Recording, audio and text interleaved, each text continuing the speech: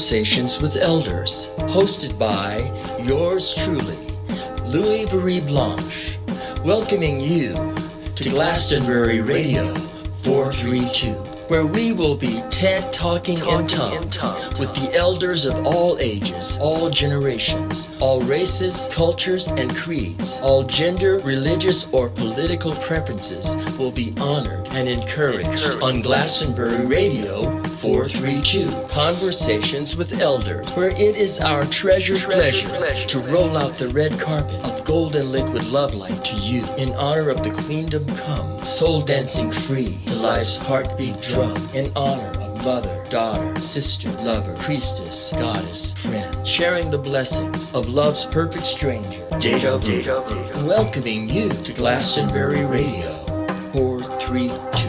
It's too cosmic, much too cosmic for me. Much too cosmic. Welcome to Conversations with Elders, coming to you from Glastonbury Radio 432, where today it is our beloved pleasure to have my beloved Deborah L. Kelley featured in this continuing episode of Conversations with Elders, where we will be reading her first novel known as The Garden of a Desert Rose. It's my pleasure now to read to you the introduction to this wonderful writing. When a deceased Southern Appalachian grandmother delivers a mysterious message to her adult granddaughter in a waking dream, she sparks a mystical adventure that helps the young woman turn her life around. The Garden of a Desert Rose, a spiritual novel, is a modern-day Jungian takeoff on A Christmas Carol, in which Scrooge is a sweet-natured Southern single mother in red snakeskin heels, no less, who spouts Bible verses and basic Jungian concepts with equal enthusiasm. Feeling defeated by her choices, her life choices, 32-year-old, twice divorced Lenny has little energy for launching a journey of self-discovery.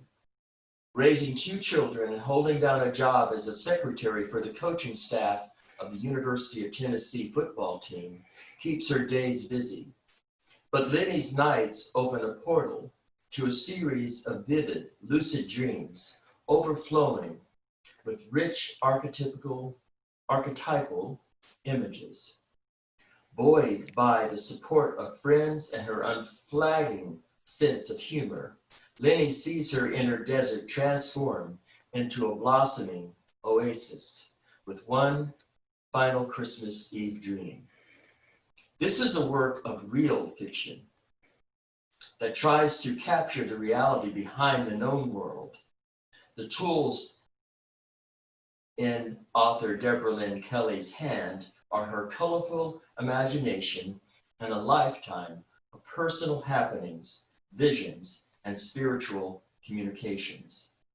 Inspired by C.G. Jung's writings encouraging people to discover their personal myths, Deborah imagined her own myth to the surface.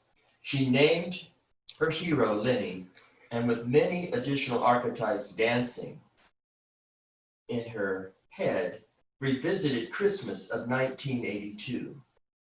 It was a time in her own life in which profound mental transformations took place. The Garden of a Desert Rose is a novel that seeks to ignite, in your own imagination, a deeper awareness of the myth you've been living. I will now read the preface to this beautiful sharing known as Garden of a Desert Rose. She dreams wondrously, and often when she does, she finds herself in conversation with deceased loved ones. She firmly believes in the angelic kingdom, and many times those who loved us in life still have love for us on the other side as they stop by for visits. One such happening took her to the core, uprooting false perceptions of who she was or rather who she thought she was. And the message gifted to her in that encounter rests at the very heart of this novel, her personal myth. Her teacher in spirit on that long ago dark night of her soul was her maternal grandmother. She didn't see her, but without doubt, she heard her loud and clear. It has been said that when the student is ready, the teacher appears. At some level beyond her conscious awareness, she must have been ready to push aside her mind-created clutter and move on to the new level, onto a new level of awareness. Her granny, as she called her in this novel, knew about patterns. She was a skilled seamstress and quilt maker. And as she likes to think, she took a quick glance from heaven, and as she often did in her teenage years, threw up her hands in frustration as she witnessed Deborah's self-destructive thought patterns. It was little wonder she was upset, for as spiritual masters often say, every thought received as truth, acted upon, comes to be.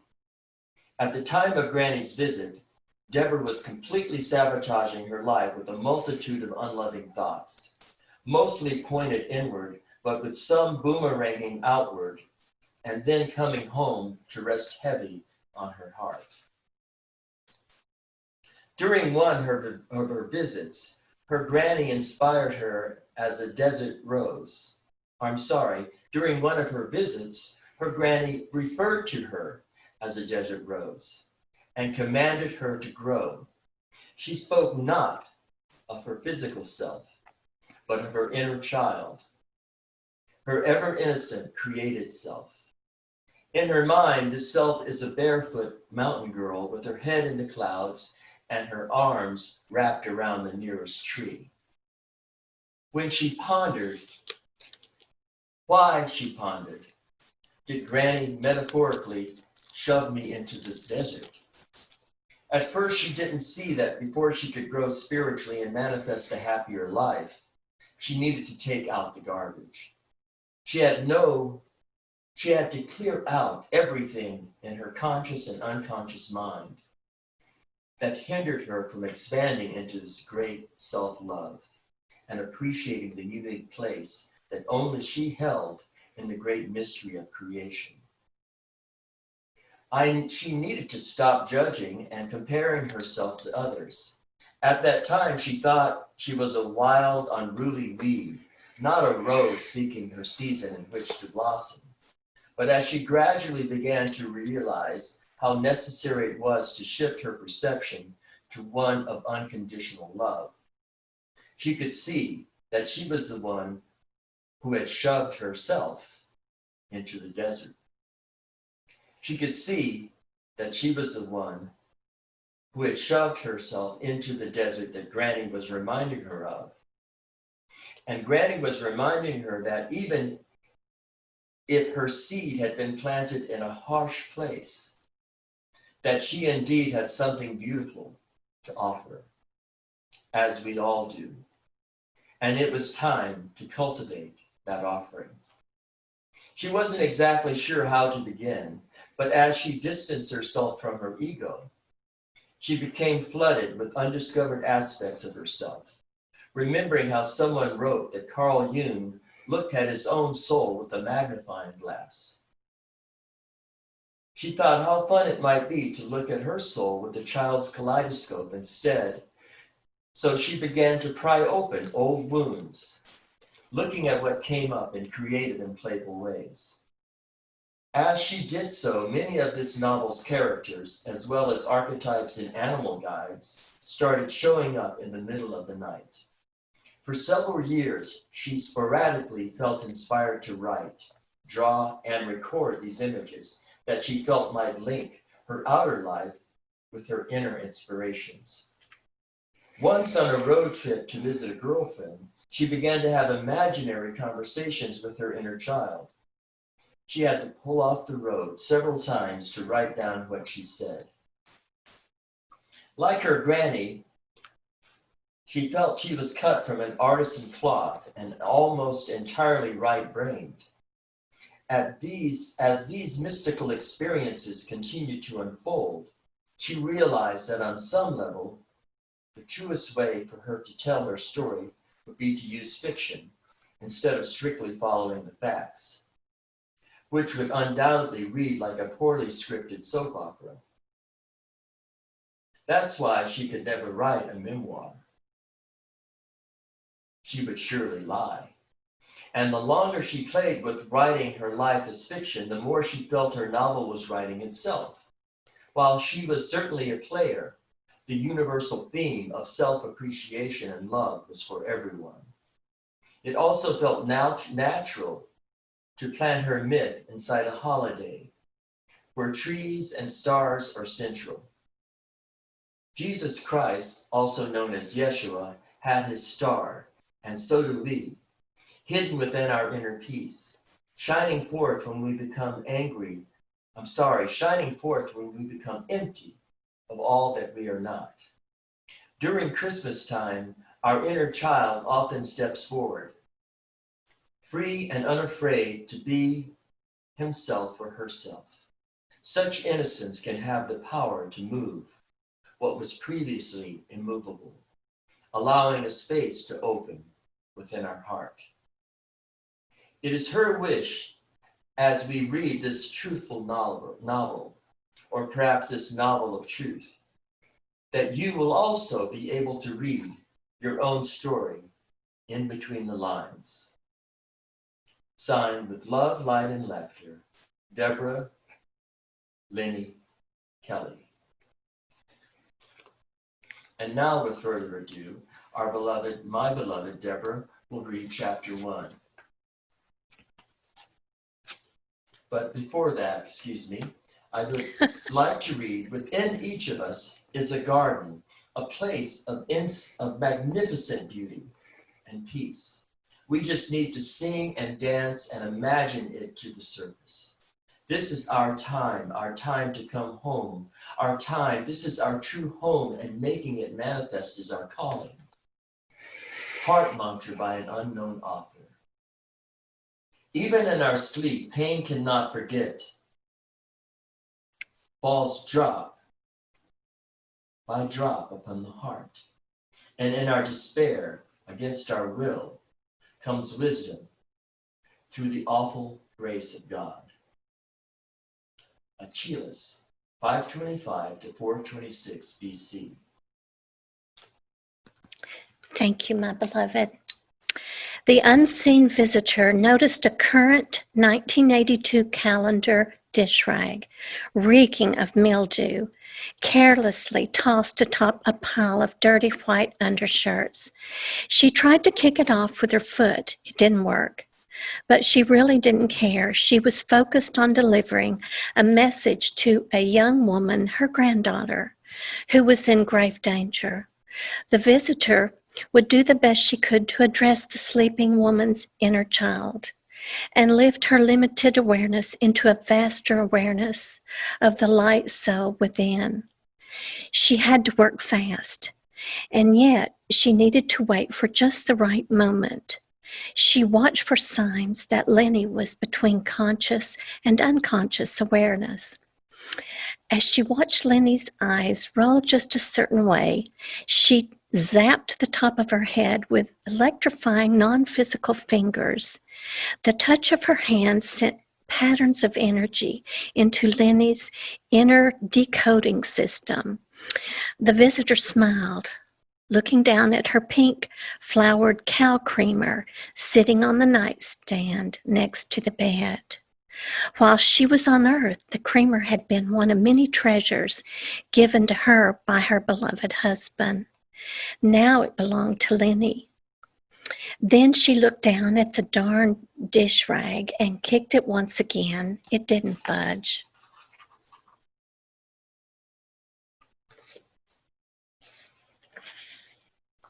Maybe next time, she whispered. She thought of her light soul, and then she was home. I just heard Granny, Lenny whispered to empty space. But Granny was dead, no question about it. Yet there was not a single doubt in Lenny's mind. She had just heard her Granny's voice. "A sinner stays where it is," she said. "You are a desert rose. Now grow." The last word sounded more like the growl of a tiger. It could also have been "now go" or "now glow." She wasn't sure.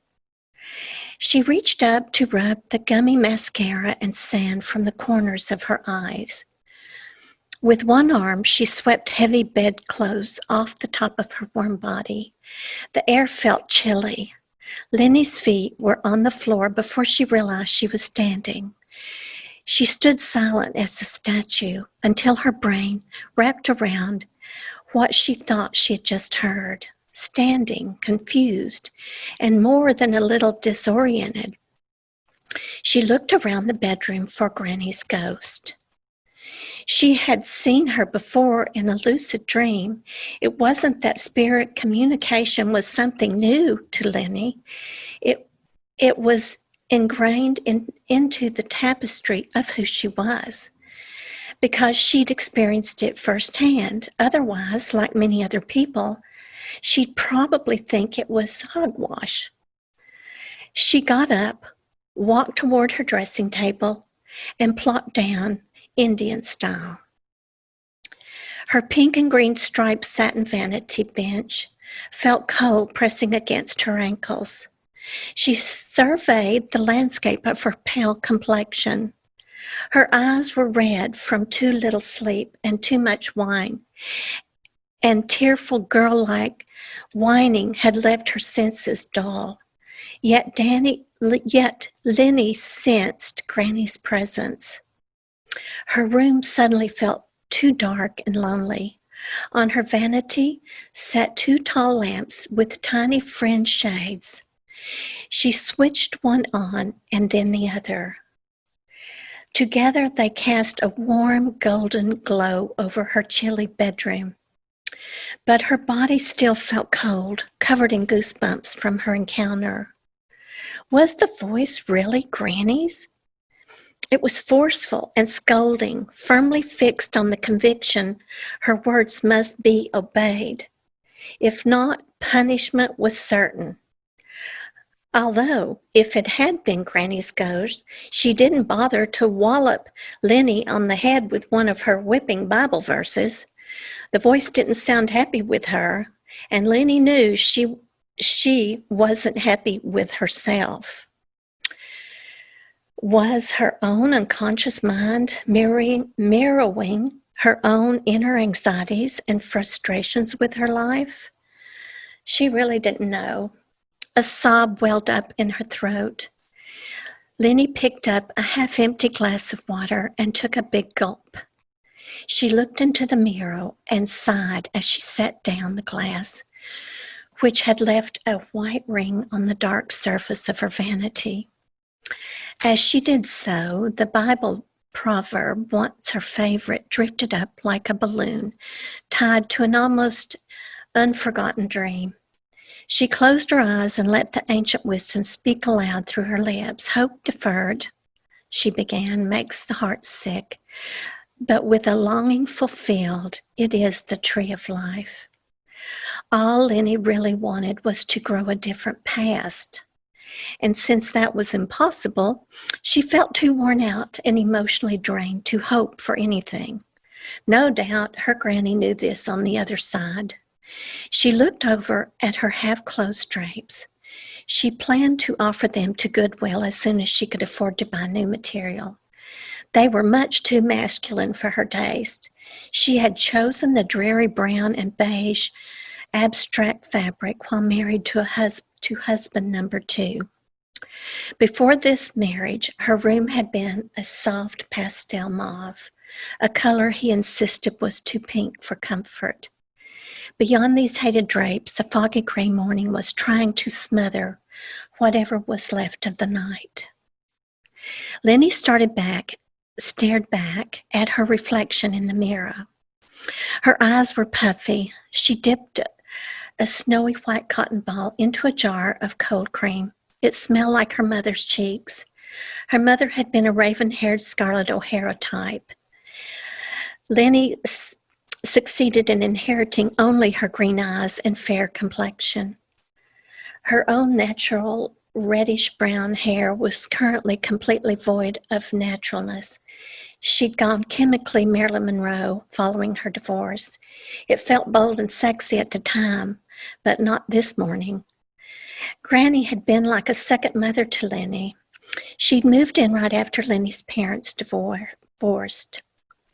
Her mother had gone back to school, and Granny took over the household chores, which included raising Lenny and her two siblings. She and her older sister had both been preteens. Their younger brother was not yet old enough for school. The arrangement had worked well for Lenny's mother, who felt swallowed up by what she considered to be the sin of all sins. In the early 60s, this sin was called divorce. Now, like it or not, which Lenny didn't, she seemed to be carrying on a familiar tradition of non-perennial unions. Her love affairs were bright and beautiful one season, maybe two, and then they faded. If Lenny didn't feel so tired most of the time, she'd probably try to figure out why she was such a failure at the marriage game. But not today. She'd just been called a desert rose by her granny. And the mystery of what she had heard and what it might mean was much more compelling. The phrase desert rose seemed to be a startling proclamation of possible soul identity. What else could it be? But Lenny was a born and raised East Tennessee mountain girl. Granny should have called her a pink lady slipper.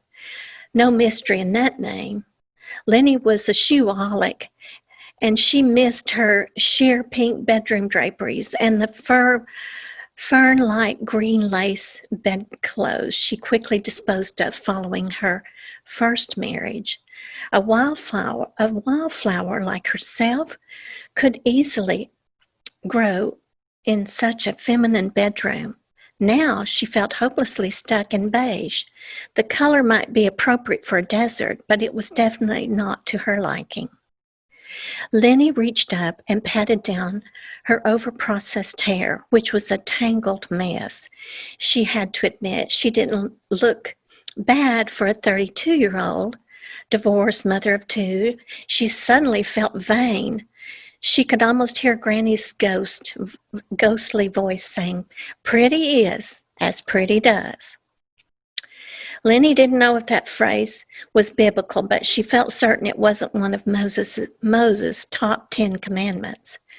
Her second marriage, a mistake from the beginning, had ended, leaving her bitter and battle-scarred. She'd always tried to smile when her heart was breaking and to put on a happy face for the children. However, the mask she had been wearing was slipping.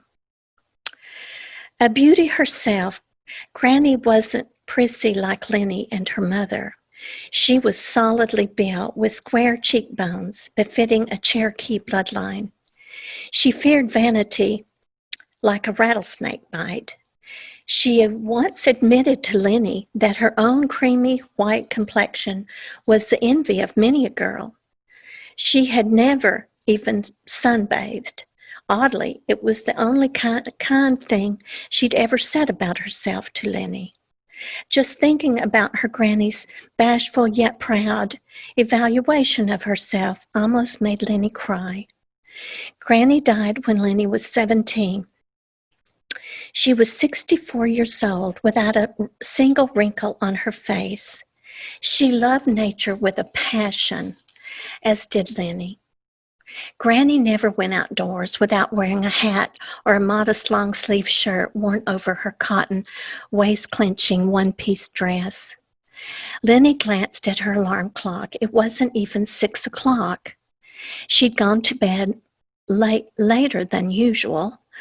Feeling exhausted from tension the night before, she'd reluctantly gone to a nightclub with two of her girlfriends. Actually, Mitzi and Dawn had forced her out of the house. Dawn was her part Japanese and part African-American friend. She was large-boned and tall like her father. but she had her she had her mother's almond-shaped eyes. She straightened her hair, but it often looked over-processed like Lenny's hair did now.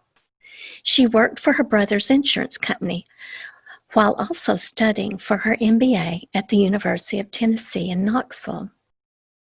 Mitzi was a true blonde. She wore her hair in a short pixie cut, feathered toward her round face. She had pale blue eyes, deep dimples, and naturally large breasts.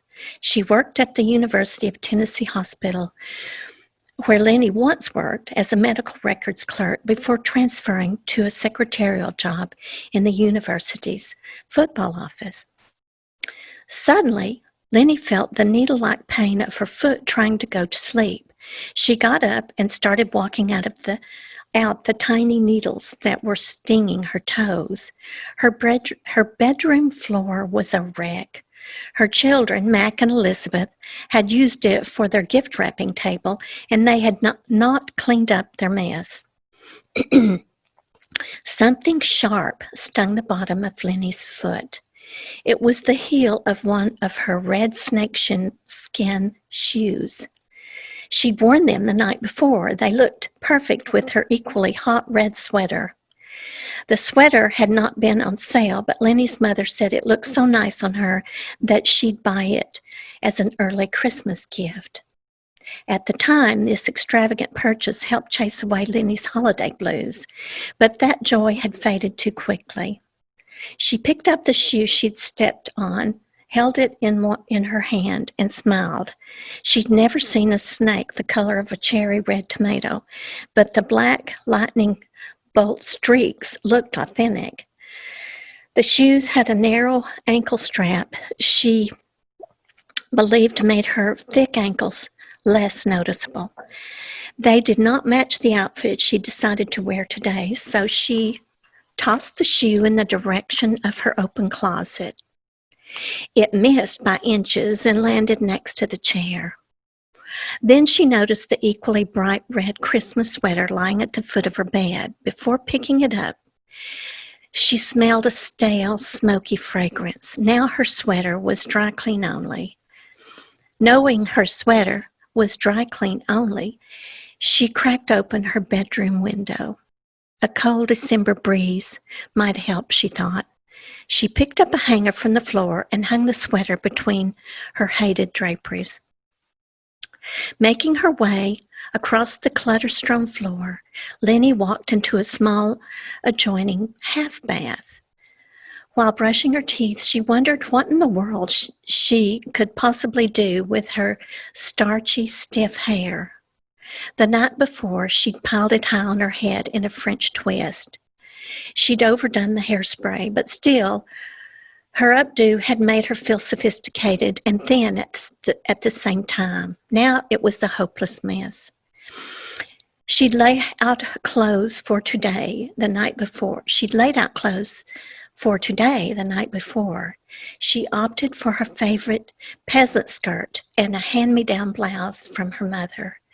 It had a smock Victorian collar with fancy lace cuffs. As she thought about getting dressed, she was surprised at how awake she felt.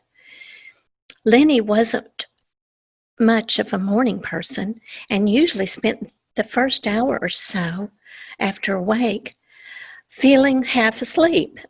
But Granny's morning message was as chilling as it was penetrating and much more effective than her alarm clock.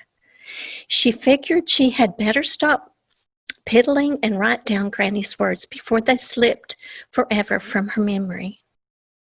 Granny had never discouraged Lenny from talking about her dreams. She herself was a natural intuitive. However, she discouraged Lenny from talking too much about her vivid imagination. She warned people might think her crazy.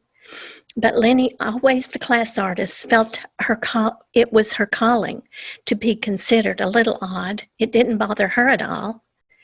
Granny's Cherokee blood filled Lenny with as much pride as it filled Granny with shame. The Indian tribe linked to her family was driven out of the North Georgia hills against their will. The Trail of Tears was a horror not easily forgotten. All Lenny knew was her early ancestors had previously been members of the Owl clan in North Carolina. She longed to know more about their customs and traditions, but it drove Granny crazy when Lenny begged her to tell her about Indian heritage. Lenny's mother told her to stop bugging Granny. She'd been scarred as a little girl, hearing her brothers called half-breeds while working in the coal mines of Kentucky. Lenny's family kept lots of secrets while she was growing up, but Lenny didn't follow suit. If a thought crossed her mind, she said it out loud. She knew this wasn't smart, and she often regretted words she spoke in haste or anger. Granny never liked this about Lenny. She scolded her often about her temper, but calling her a desert rose still didn't make sense to Lenny. Her thoughts became quiet as she stood near the bedroom door, listening to an odd sound drifting down the hallway. It was coming from her 7-year-old daughter's bedroom. She knew immediately it was Steve, her daughter's pet mouse, scratching on the screen that covered his tank. Lenny loved all animals and plant life, with the exception of poison ivy, snakes, and wild mice in the house. Steve was okay as long as he stayed in his cage. After getting dressed and zipping up a pair of stylish black stovetop boots, Lenny pulled her sweater-length hair back into a neck-hugging ponytail. No need for hairspray. It wasn't going anywhere. By the time the alarm clock went off, Lenny realized she had still not recorded Granny's message. She needed to write it down before she forgot. But first she had to wake up the children, so she walked out into the hall calling out, "Elizabeth, Mac, time to get up." Elizabeth always got up easy, but Mac, her 11-year-old son, was not a morning person. He was either still sound asleep or he was simply ignoring her. She figured it was the latter. She yelled louder. Then she tapped on their bedroom doors before walking back into her bedroom. She bent down, picked up several items of clothing. As she did, she discovered several newly wrapped Christmas packages. They were addressed to her from both children. She knew they'd recently gone shopping with a meager allowance. It didn't matter what was in the boxes. Unwrapping love mattered, not the gift. Piling the boxes into her arms, she carried them into the living room and placed them in an empty corner. Today was payday, and she and the children would go shopping for a tree when she got off work. She stacked up her children's packages and then smiled down at them. Without reading the tag, she knew which package Mac had wrapped. His paper corners were wadded and sealed with what looked like a roll of tape per package. She remembered seeing an empty tag dispenser in her room. Empty tape dispenser in her room. She made a mental note to buy another roll at the campus bookstore during her lunch break. Lassie, their Shetland sheepdog, ran out of Mac's room. She greeted Lenny with a happy wag of her tail. Lenny bent down, patted her nose, and led her out the front door. She stood and watched her furry friend sniff several bushes before finding just the right spot. As she led her back in, she remembered she still hadn't recorded Granny's message. "Damn," she mumbled as she closed the door. She hurried down the hallway with Lassie fast on her heels. "Time to get up, sleepyheads," she said, turning on the overhead lights in Elizabeth's room first, and then Mac's. Both children looked startled and sleepy. Because Lenny had stayed out late, their babysitter let her children stay up late too, as well. Lenny didn't mind since it was so close to the holidays. They both grumbled as they stumbled out of their beds. "Mom, did you just say a potty word? Elizabeth's still half asleep." "How did you hear me? I thought you were asleep." Elizabeth just giggled. Lenny helped her pull her nightgown over her head and walked back into her bedroom. She surveyed the cluttered floor. To clear some walking room, she stuffed unused rolls of candy cane paper under her bed. The 3 bedrooms of her house were so small, even the little bit of room under the beds was treasured storage space. She stuffed unused ribbons and scissors into an empty shoebox and shoved it under her bed. Looking for something to write on, Lenny stuck her hand inside the mouth of a popcorn tin filled with gift tags and scraps of paper. She fished out a red ballpoint pen and a square of snowman paper. She began writing, "You are a desert rose." No, that wasn't exactly it. She marked through it. "You need to find a center." Nope, that wasn't right either. How could she have forgotten so quickly? Determined, she took several deep breaths and closed her eyes. Her cluttered outer world clearly reflected her cluttered inner world. Perhaps if she cleaned her room up a little, it would come back to her. She wadded the snowman paper into a ball and tossed it into a pink flowered trash can hidden behind her vanity bench. She walked to her bed and smoothed out the wrinkles of her bedclothes. As her hands fluffed up her bed pillows, it came back to her. She hurried and picked up her red pen. She put her hand back into the popcorn tin and pulled out a large blank gift card with red and white candy cane edging. "Perfect," she exclaimed, thinking Granny's visit and message definitely felt like a gift. She wrote as neatly as possible, "A sinner stays where it is. You are a desert rose. Now grow." Or was it go? Or maybe glow, she pondered, second-guessing herself. What she heard actually sounded more like a growl than a word, but perhaps it only sounded like a growl because Lenny awake so suddenly from a deep sleep. Her children had that same startling look when she turned the lights on in their bedrooms to wake them up. "I'll try grow," she whispered to her unseen grandmother's spirit. But she would definitely need some help figuring out the desert rose part of her message. She stuck the gift tag into her nearby wooden decoupage purse. Then, realizing the late hour, she hurriedly checked on the children. She poured cereal into bowls and yelled out their names, imploring them to come and eat. Her breakfast was a piece of dry toast and instant coffee overloaded with heavy cream. It tasted bitter, but it was hot. Later, she would enjoy a real cup of fresh brewed coffee once she got to her office. Now, this would have to do because she hated to be late. Rushed as she was, her thoughts still drifted to Granny. The night before Granny died, Lenny had been out on a date. She arrived at the hospital late, after normal visiting hours. Her grandmother's departure was imminent. But at 17, Lenny believed her granny too strong-willed and bossy to ever allow cancer to win, but it did. That night, she watched several relatives exit her granny's hospital room, wiping away tears.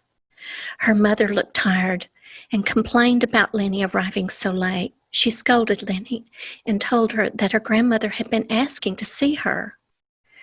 Lenny promised her mother she would visit Granny first thing in the morning, but Granny passed away during the night. Lenny's grief, mixed with guilt, went unresolved for many years. Then, when Mac was 3 months old, Granny showed up at Lenny's bedroom door, as real could be. She remembered jumping out of bed and running into Granny's open arms. She felt her soft body pressed against her own. She looked into her eyes, and they seemed to wordlessly scold her. Granny, Granny, where have you been? She pleaded. I thought you were dead. Honey, she whispered, I've come to tell you to get over it. I know why you didn't come to the hospital. You were scared. Lenny started crying into her grandmother's loving embrace. The shock of seeing this familiar ghostly silhouette did not cause Lenny to awake, startled and confused. Instead, she hungered to stay in the dream. Her granny was alive, and it felt wonderful to think Granny's death had been a mistake. She awoke to find her pillow wet with tears. As she pulled herself out of what she felt like a thick, heavy fog, her granny had never come to visit again until last night. As Lenny put her empty coffee cup into the sink, she noticed her children seemed extra quiet at the breakfast table. They too seemed miles away, caught in their own secret thoughts. She opened a nearby drawer and found a rubber band. She pulled Elizabeth's hair into a ponytail as she ate her cereal. Mac, since you're still eating, I'll take Lassie for a quick walk. Thanks, he mumbled with a mouthful of cereal. She put on her coat, attached Lassie's leash to her collar, and walked outside. Thank you. That concludes Chapter 1 of The Garden of a Desert Rose by my beloved Deborah L. Kelley. Thank you for listening, and this will be continued. Thank you.